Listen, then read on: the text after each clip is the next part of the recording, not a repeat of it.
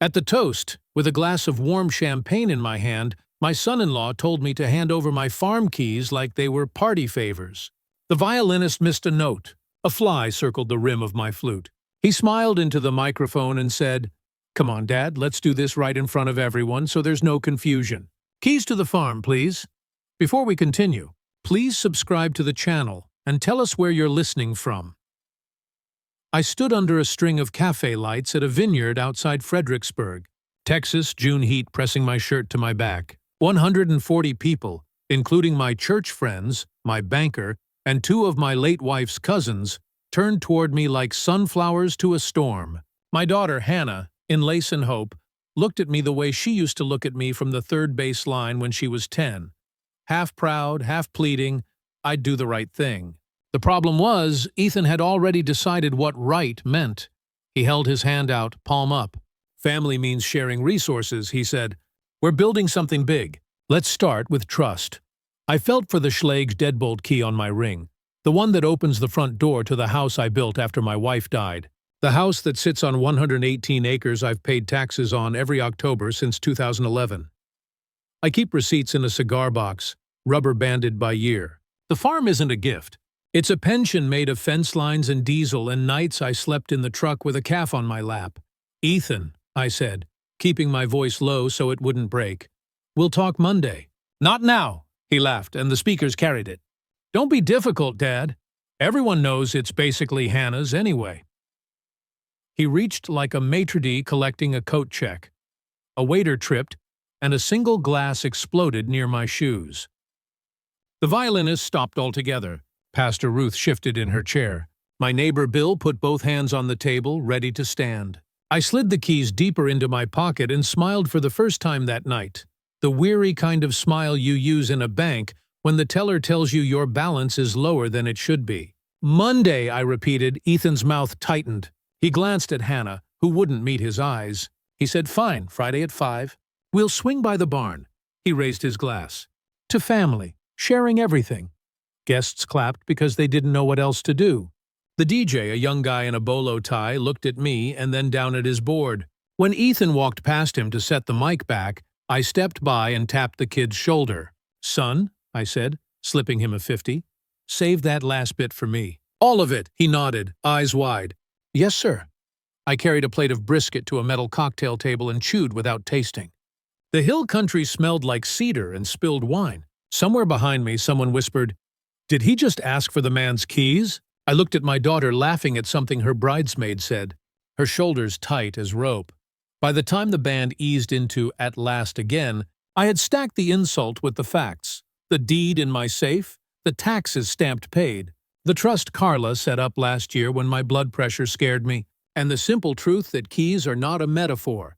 They fit one lock, to one door, on one life I've spent 24 years building. I set my plate down, found the DJ, and made sure he'd written my number on the cue sheet.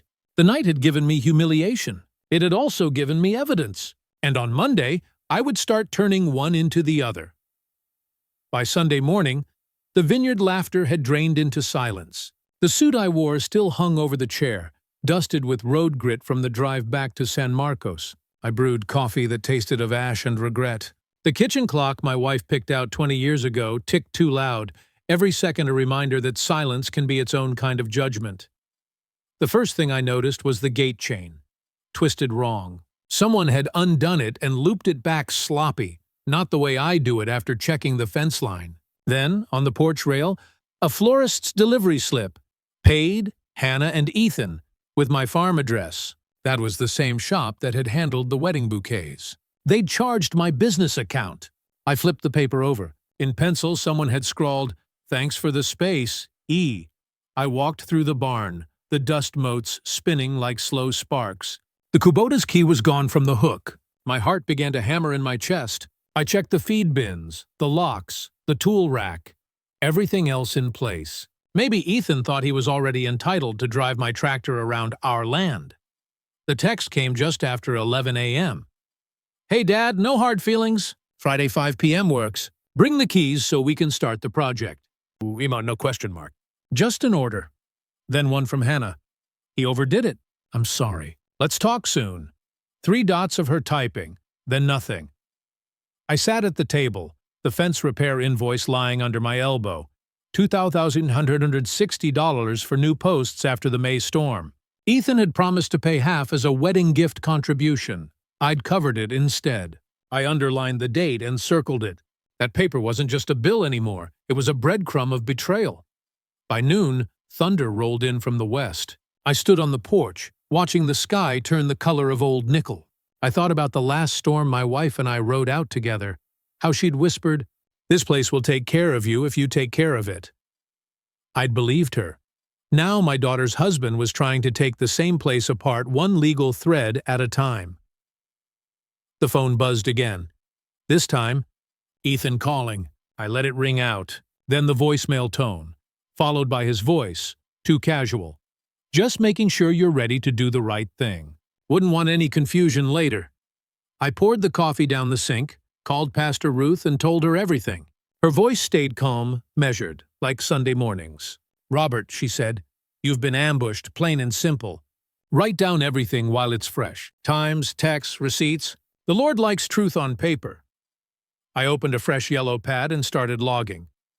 June 7th, wedding. June 8th, gate chain disturbed.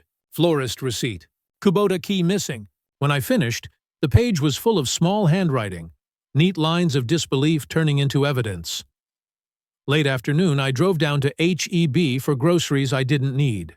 I kept replaying the wedding scene in my mind, the clinking glasses, the fake cheer, the way Ethan's voice hit the mic like a gavel. In the parking lot, I stared at an old couple walking hand in hand, and it struck me how easily respect can vanish between generations once money and pride step in.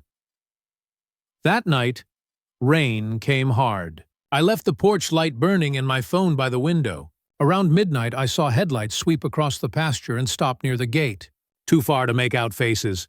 The truck lingered, then reversed and drove off toward the county road. I wrote the time, 12:07 a.m., on my pad. Under it, I wrote one word: enough. By dawn, the rain had passed, and a heavy stillness sat on the farm. I brewed fresh coffee, stronger this time. On the counter lay the florist receipt, the fence invoice, and Ethan's text thread. I stacked them neatly, slipped them into a manila folder, and labeled it Farm June. Then I called an attorney whose card had been sitting in my drawer for a year, Carla Ruiz, Estate and Real Property Law, San Marcos. Her assistant said she could see me at 9:30 Monday morning. When I hung up, the panic eased just enough to breathe. I walked out to the gate, tightened the chain, and padlocked it right this time. The lock clicked like punctuation at the end of a prayer I didn't know I'd been saying. Tomorrow, I'd stop reacting. Tomorrow, I'd start protecting. Monday morning came clear and bright, the kind of Texas morning that makes you forget storms ever existed. The dew on the pasture fence was still silver when I drove toward San Marcos, my manila folder on the passenger seat, the word Farm June staring back at me. The truck's radio murmured low, a preacher talking about wolves in sheep's clothing. I almost laughed. Carla Ruiz's office sat above a bakery on Hopkins Street, smelled like sugar and paper. She greeted me with strong coffee and the kind of handshake that means business, not sympathy. "Mr. Hanley," she said, glancing at my folder, "you've already done half my job. Looks like you've documented everything." I slid the receipts and texts across her desk. "He embarrassed me in front of everyone," I said. "But I don't want revenge. I want distance and protection." She flipped through the papers, nodding. "The farm's titled solely to you. That's your leverage. Texas homestead protections are solid. We'll make sure no one can pressure you into signing or surrendering anything under duress." I told her about the missing Kubota key, the late-night truck, the public keys stunt. She wrote each detail down, then looked up. "You said there's audio from the wedding?" "The DJ recorded it," I said. I tipped him to save the file. Her eyebrow lifted. "Perfect. That's coercion evidence. Get me that recording, plus the raw video from the videographer. Uncut." She tapped her pen against her notebook. "We'll build a paper shield before he realizes he's the one exposed." She outlined a plan. Draft a key policy memorandum, declaring my keys personal and non-transferable, signed and notarized. Prepare. A revocable trust certification to clarify ownership and beneficiaries. Send a cease and desist letter preemptively if Ethan tries. Entering the property again. Alert the bank to flag any title or lien inquiries. I jotted everything in my own notes. He's expecting keys Friday, I said. Good, she replied. Let him expect. We'll be ready by then. After the meeting, I stopped at my bank. D, my banker for 20 years, recognized me before I reached the counter. Morning, Robert. I heard about the wedding. How'd it go? I exhaled through my nose. Depends if you count extortion as entertainment. Her smile faded. I explained briefly, careful but clear. She tapped on her keyboard, set an alert for any title pulls or inquiries tied to my parcel number, and handed me a printout. We'll flag everything. If anyone even sniffs at your land, I'll call you myself. From there, I drove to the hardware store. Bought new padlocks. Master 187XD for the barn, Schlage's Reiki kit for the house, and logged each serial number on my phone. Evidence wasn't just paper. It was steel. Back at the farm, the air smelled of mesquite and cut grass. I changed every lock, labeled each tag with the date, and placed the old keys into a sealed envelope marked Retired June 9, 2025. Then I stored that envelope in my gun safe. Late afternoon, neighbor Bill stopped by in his old Chevy, still wearing his sheriff's ball cap, even after 5 years retired. Heard some trucks near your back gate Saturday, he said.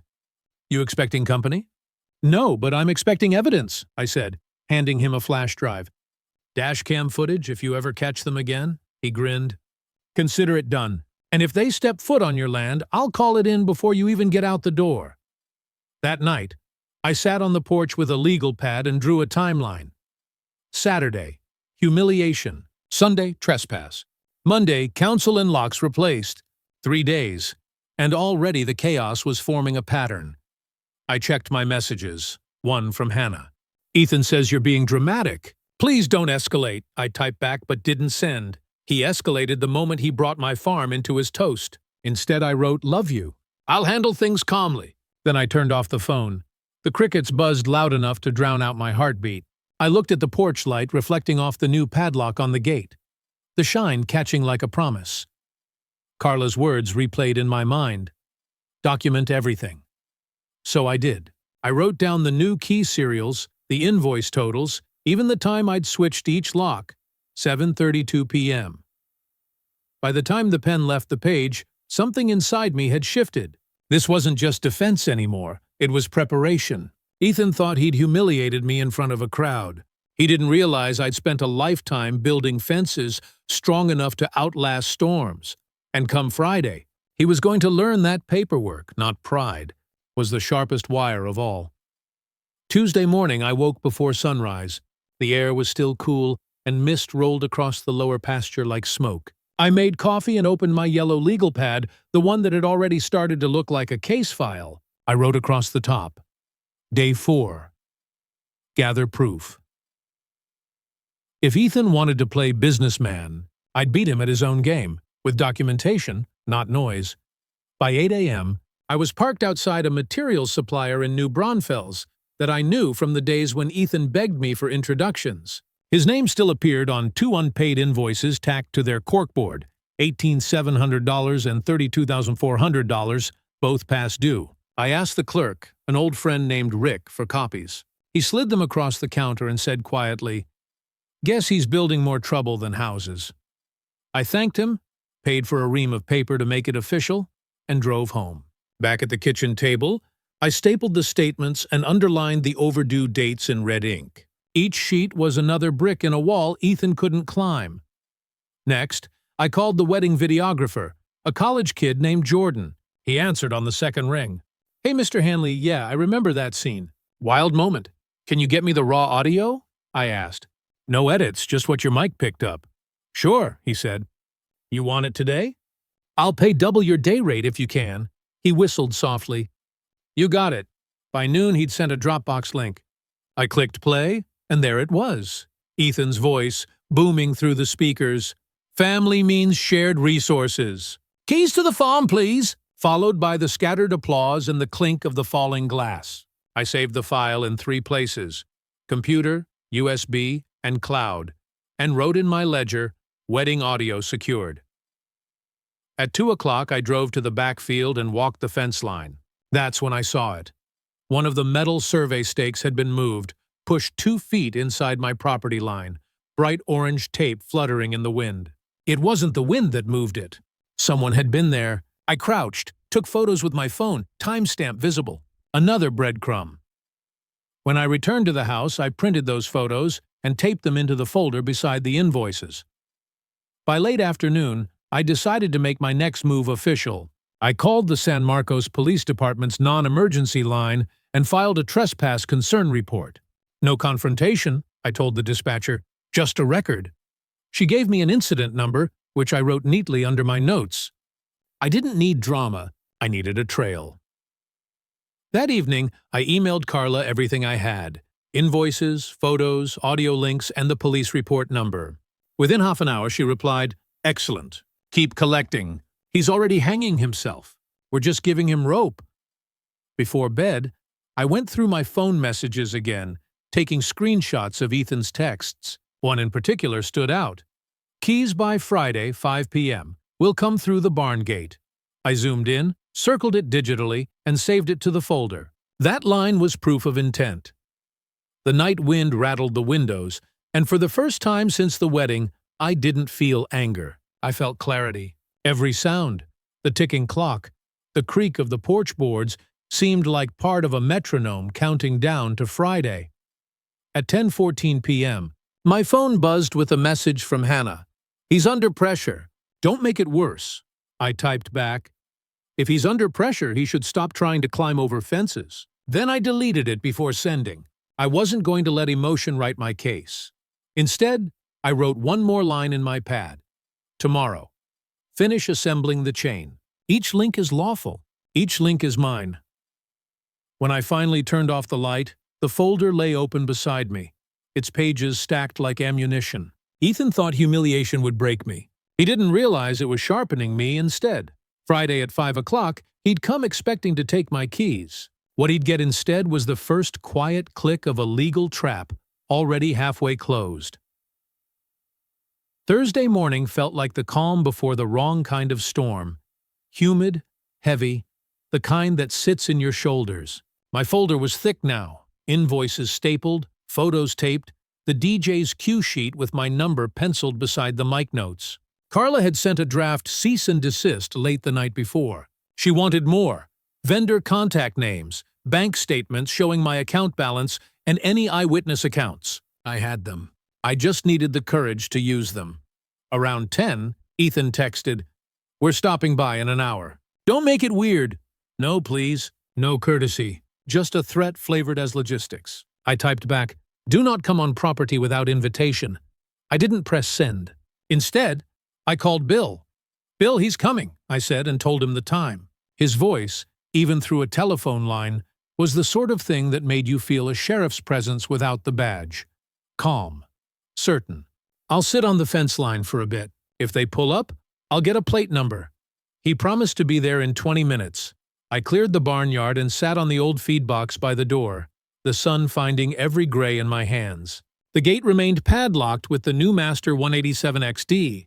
I checked the serial once, M1875592, and wrote it into the ledger. It comforts me to have numbers when everything else feels like emotion. I set the camera on the porch to record the driveway. The date stamped in the corner, June 11th, 2025.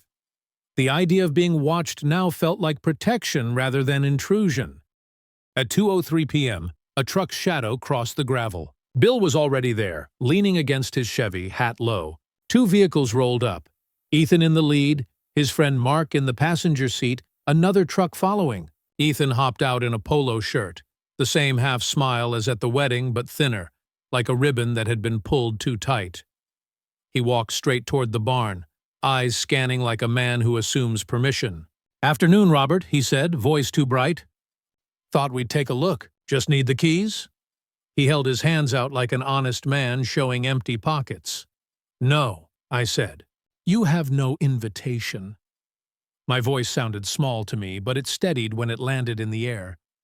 I had Carla's cease and desist sitting in my email drafts, unsigned. But the force of written law needn't exist on paper to have teeth when community does the guard. He laughed the way men laugh to cover the angle in their jaw. "You're making this personal. It's family. I slid the warranty deed across the table toward him so he could see the heavy blue seal. The deed read plainly, Robert Hanley, grantor. Parcel, 118 acres. Recorded 11/02/2011, Hayes County Clerk. I tapped the printed tax receipt from April. Taxes paid $3,192, and the fence invoice with the circled date, May 18. His smile faltered. You don't have the right, Ethan said, trying the old gaslight. Hannah said, Hannah is my daughter, I said. She's not listed on that deed. She never signed a transfer. She doesn't hold the note. I kept my voice even. Each sentence was a stake in the ground. If you have a legal claim, show me the paper. If you don't, leave my land alone. Mark shifted, uncomfortable. Ethan's jaw worked for a moment, searching for an argument that would land. Instead, he pointed at me. You humiliated me at the wedding, he said. You turned a joke into a thing. We were humoring you. Now you won't cooperate. Bill stepped forward, and for the first time I saw the look that had made him an old sheriff, patient and impatient simultaneously. You leave now, he said quietly. You ain't welcome, and if you set foot past that gate, I'll be calling it in. Ethan glared and then, like someone who'd been pulled from a bad dream, climbed back into his truck.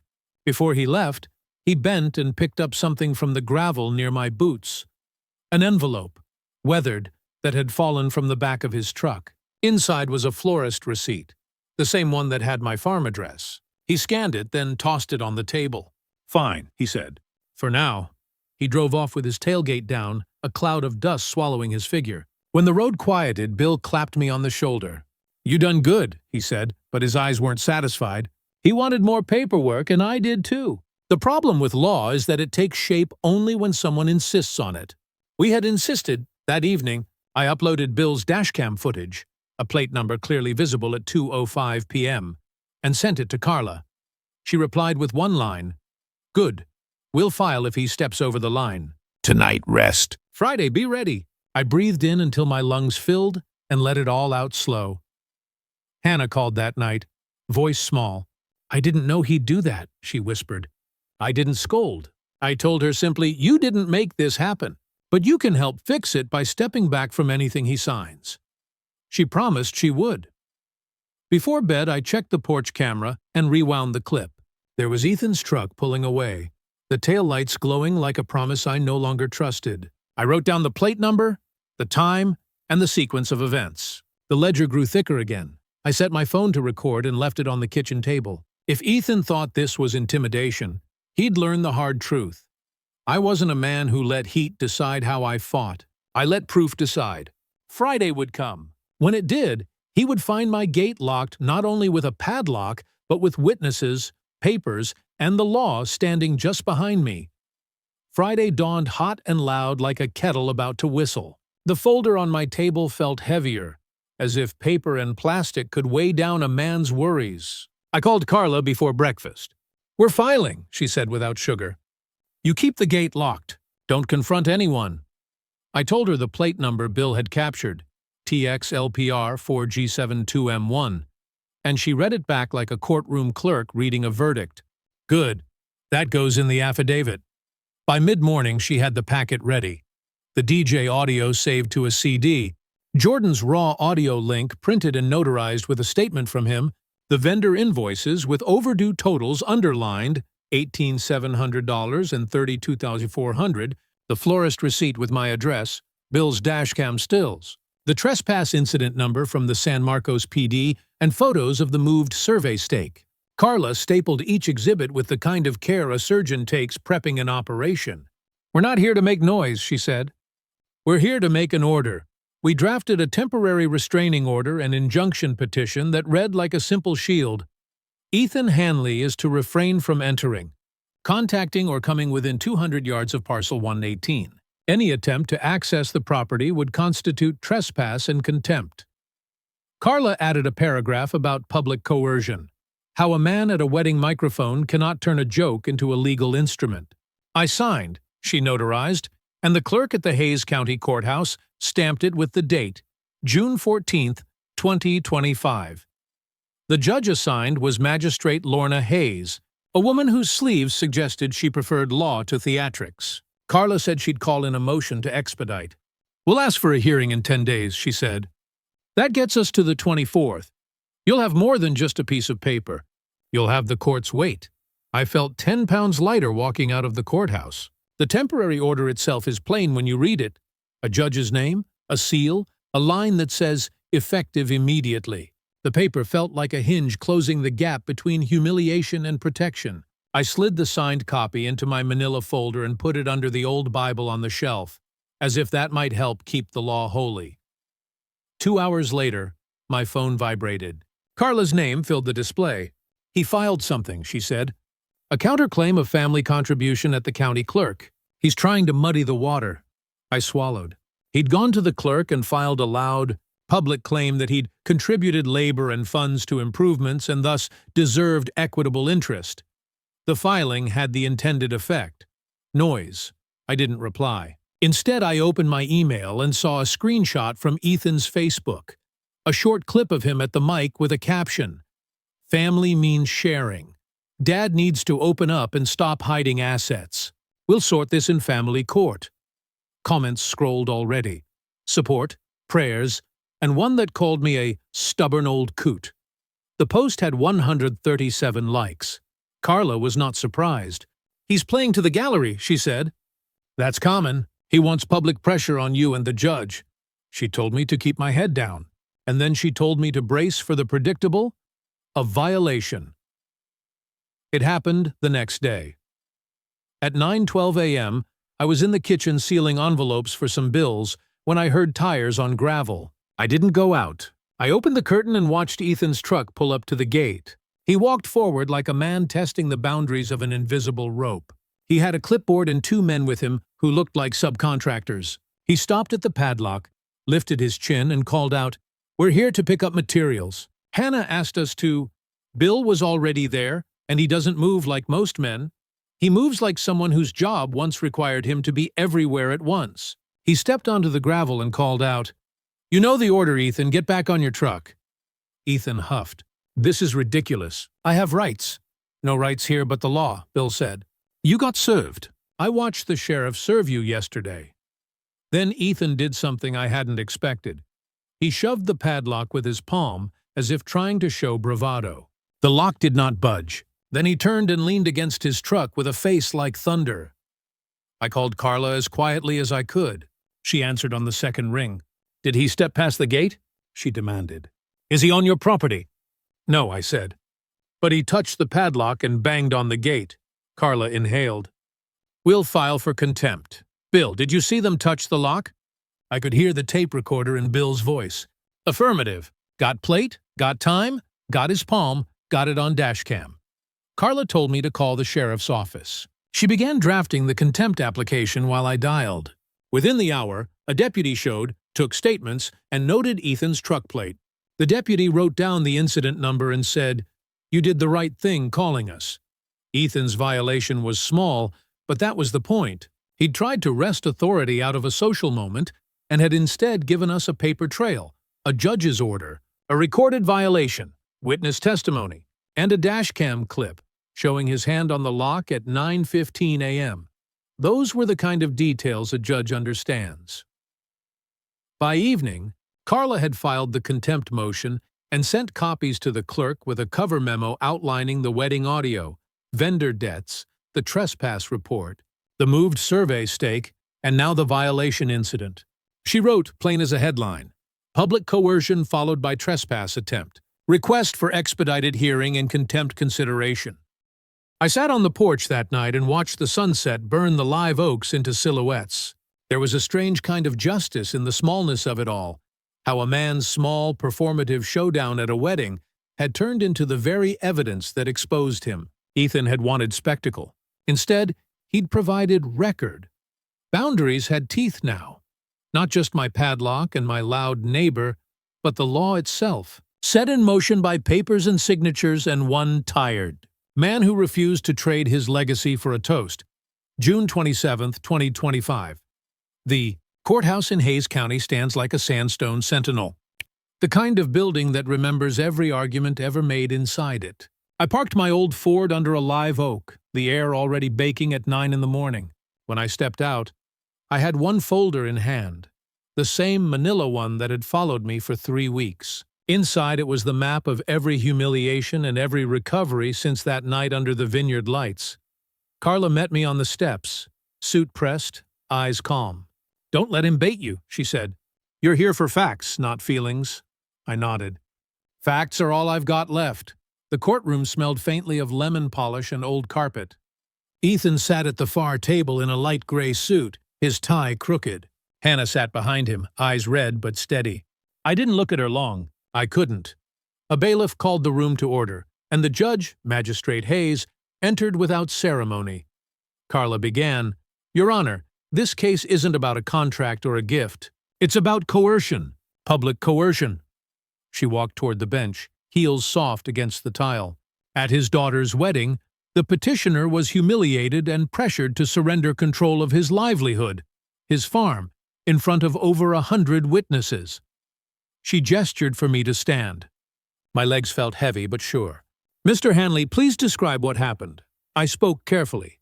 "My son-in-law ordered me, on microphone, to hand over the keys to my farm. He did it at a wedding toast, with cameras rolling. I refused. Since then, he's used social pressure and untruths to make it sound like I promised something I didn't." Carla handed the judge a flash drive.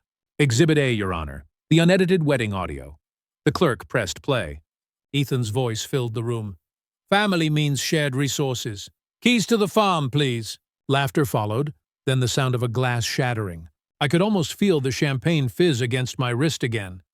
The judge's expression didn't change, but she lifted a hand to pause the recording halfway through. "Mr. Hanley," she said, turning toward Ethan, "is that your voice?" Ethan adjusted his tie. "It was a joke, ma'am. Just a wedding joke." Carla didn't wait for permission to continue. "Let's see how much of a joke it was." She held up a photo. The survey stake moved 2 feet onto my land, orange flagging visible. 2 days after this joke, a marker was shifted on Mr. Hanley's property line. A florist receipt with his address was used by Mr. Hanley's company without authorization, and a witness, Mr. Bill O'Connor, observed Mr. Hanley's truck parked at the gate in violation of a restraining order. The judge nodded for Bill to take the stand. He wore his sheriff's cap in his hands, respectful. "Yes, ma'am, I saw him. June 15th, 9:15 in the morning. He pressed the padlock. Got it on dashcam." Carla tapped the screen of her tablet, showing a still image from the footage. Ethan's hand, palm flat on the lock, ring glinting in the sun. The judge leaned back. "That looks deliberate." Ethan's attorney, a young man who looked too new for this kind of case, shuffled papers. "Your Honor, my client believed he had partial rights to the property due to family contribution. Do you have any document to support that?" The judge asked. The young lawyer hesitated. "Not yet." "Then don't waste my time with hypotheticals," she said, voice flat as gravel. Carla smiled the way a pilot smiles when the landing gear locks in place. "Your Honor, here are 2 vendor invoices under Mr. Hanley's company name, unpaid, totaling over $50,000. My client never authorized that labor, nor did he see any improvement on his property. These are debts Mr. Hanley attempted to bury by using another man's address." Ethan's shoulders stiffened. He whispered to his lawyer, who tried not to look rattled. Then came the last piece. The DJ's cue sheet, where I'd scribbled my number and tipped him $50. Carla held it like a relic. "This paper is trivial until you realize it's time-stamped the night of the wedding, before the confrontation even finished. Mr. Hanley knew he was being coerced and preserved proof. That's not a man planning to gift his land. That's a man under public duress doing the only lawful thing he could, record the truth." The judge sat silent for a full 10 seconds. You could hear the ceiling fan blades clicking. "Mr. Hanley," she said, turning to me again, "this farm, what does it represent to you?"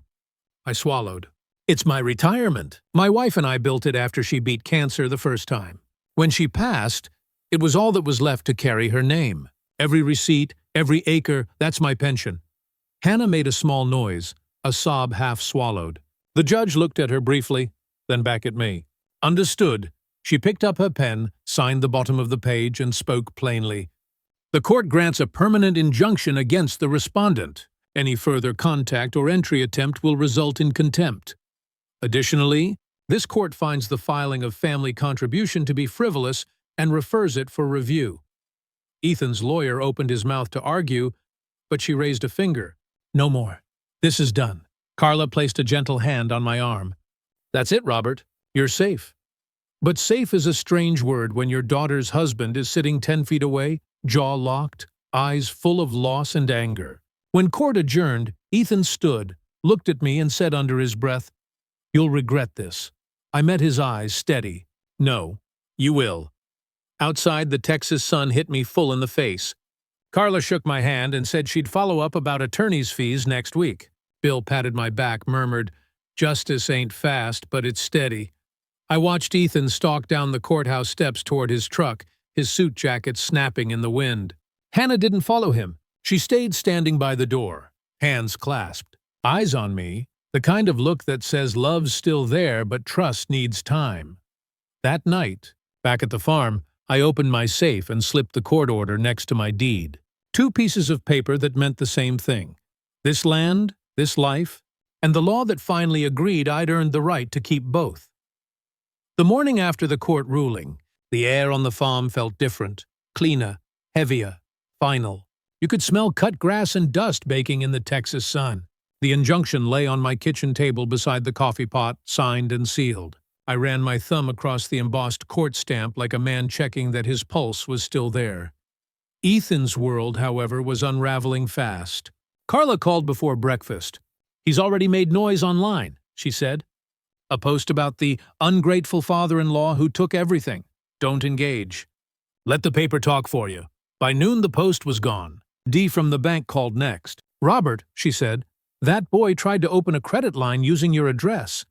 My system flagged it. We shut it down." I thanked her and added another entry to my ledger. Unauthorized credit attempt. Blocked June 28, 2025. Hannah showed up that evening. She didn't park in the drive. She walked in from the road, heels in her hand, face washed with tears and humidity. She stood by the gate like she wasn't sure she was welcome anymore. "Dad?" she said softly. I didn't know what to do. He said it was just for paperwork. I swear I didn't know. I leaned against the post, tired but calm. "You didn't have to know, honey. You just had to see," she cried then. Small, quiet tears that didn't ask forgiveness, just acknowledgement. I unlocked the gate, let her in, and poured us both tea. We sat on the porch without speaking for 10 minutes, the kind of silence that hurts less than words. Pastor Ruth stopped by later. "You've done what's right," she said. "Now you need peace, not victory." She asked if Hannah could stay the night. I nodded. Ruth always understood what forgiveness sounds like. Quiet, with boundaries. The next morning, Bill brought news. Sheriff served Ethan the final copy. He didn't say much. Just asked if you'd press charges. "No," I said. "Not yet. The court order's enough. The rest he'll handle himself," Bill grinned. Well, that kind of silence cuts deeper than jail time. He was right. Within a week, Ethan's contractor license was under review, after Carla quietly forwarded those unpaid vendor invoices to the local licensing board. By the 4th of July, one of his suppliers filed a lien against his business. Meanwhile, Carla submitted her attorney's fees motion, $7,200, and the judge approved it without hesitation. Ethan now owed me that too. She called it poetic. I called it paperwork with a moral. Hannah moved out of their rental house and into her friend Lila's guest room in Austin. She sent a text one evening, "He's blaming everyone but himself. I can't fix him. But thank you for not giving up on me." I replied, "You never had to fix him. Just protect yourself." The nights grew quieter again. I mended the north fence, replaced the bulb above the barn door, and rehung the same brass key ring Ethan once demanded in public. It felt like closure when the metal clicked back against the wall hook. Before sunset, I sat at the kitchen table, the injunction on my left, the ledger on my right, each page of ink proof that a man doesn't need rage to win, only record-keeping and patience. Ethan had chased spectacle. I'd chosen silence. And silence, it turned out, had sharper edges than applause. The courthouse clerk called on July 3rd. Her voice was brisk, almost cheerful. "Mr. Hanley, Judge Hayes signed off on attorney's fees. $7,200 even. You'll receive the check within 10 business days. I thanked her and hung up. It wasn't about the money. It was about the principle that the law had acknowledged what decency already knew. I poured myself coffee and looked out at the pasture. The hay rolls shimmered gold under the sun, lined up like medals after a long war. That afternoon, Carla called to go over next steps. He can appeal, but it won't change the injunction, she said. And if he violates it again, the sheriff will act fast. The system's on your side now. I exhaled slowly. It's strange, I said. I thought victory would feel loud.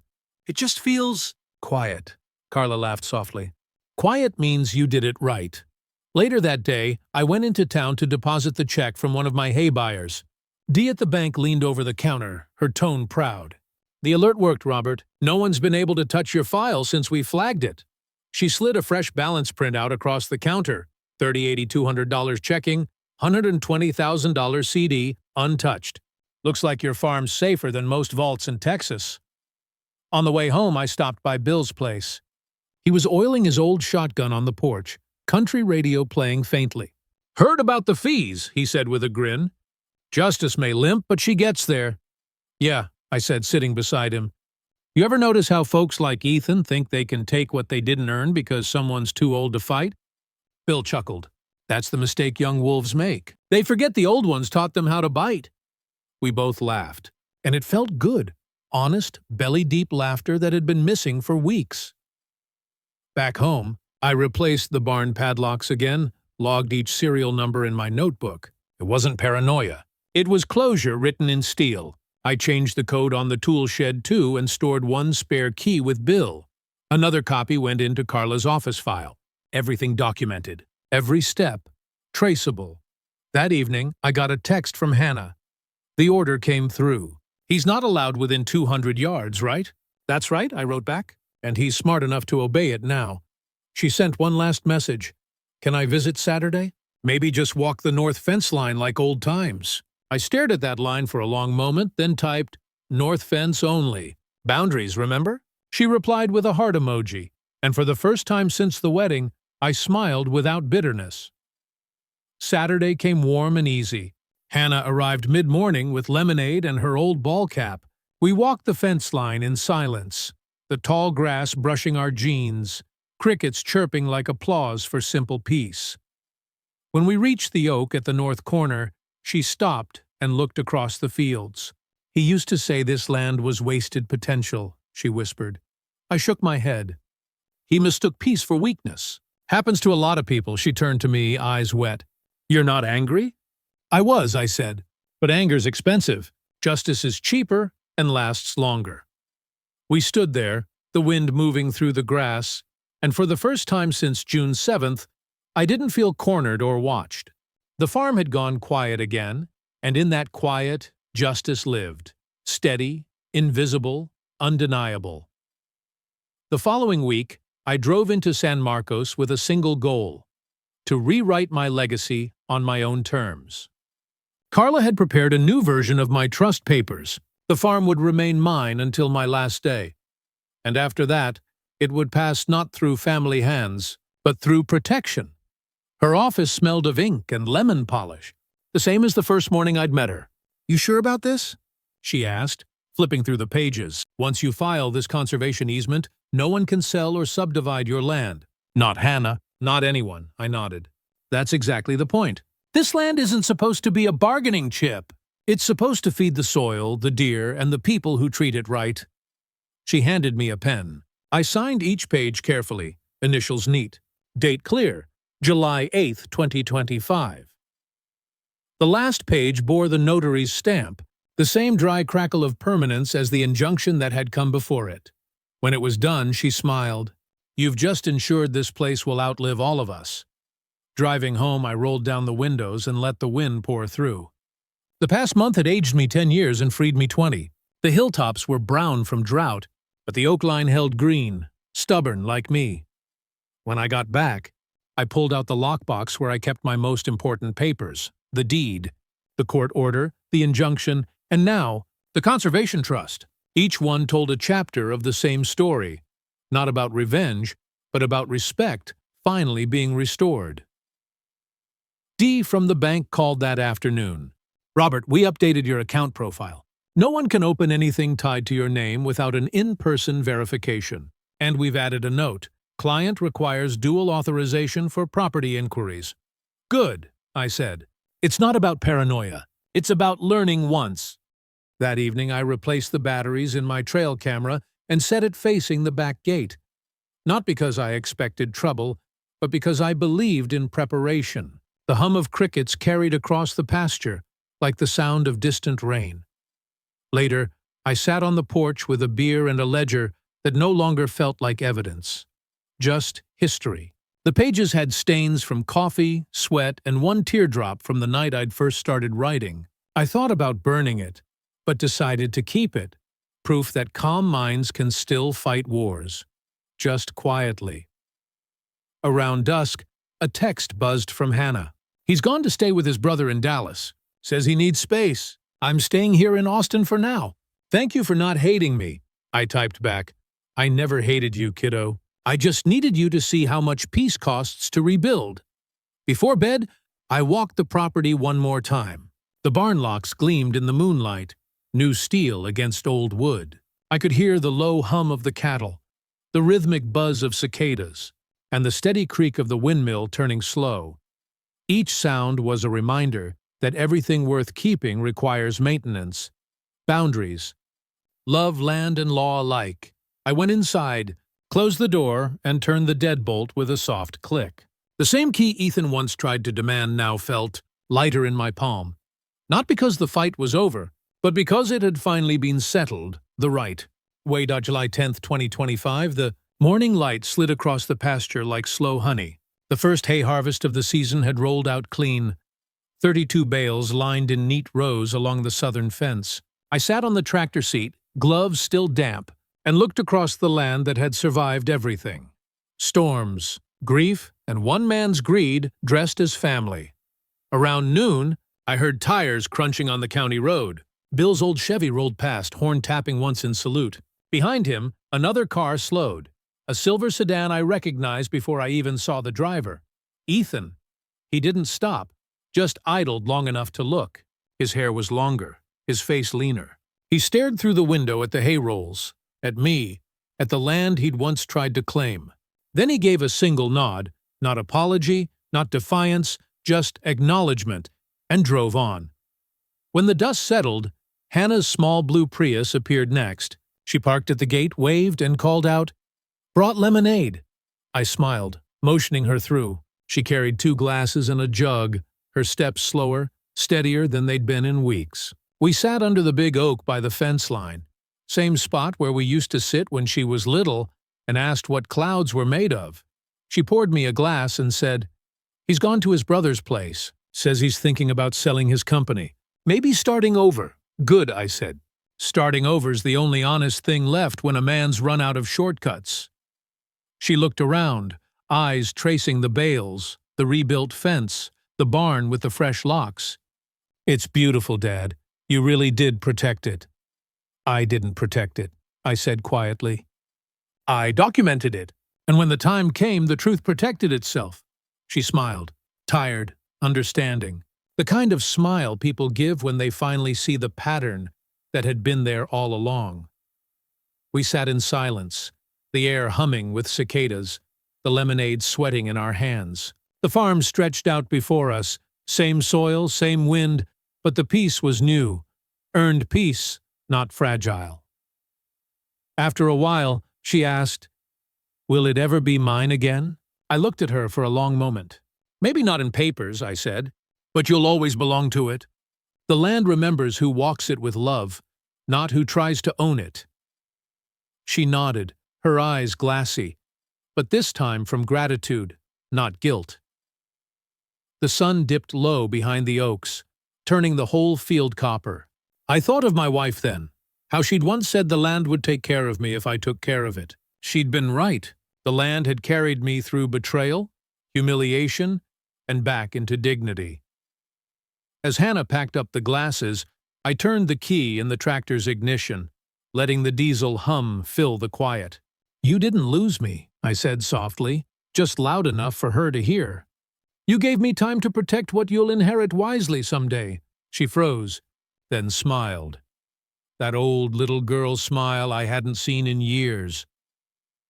I watched her drive off, her car disappearing down the gravel road, dust swirling like memory behind her. When the last sound faded, I looked across the fields one more time. Every post, every lock, every page of my ledger, all of it told one story: that revenge isn't destruction, it's restoration. The wind moved through the hay and whispered across the wire fence, soft but sure, like a verdict finally read aloud. And for the first time since that wedding night in Fredericksburg, I felt exactly what justice sounds like: silence, clean, final, and earned.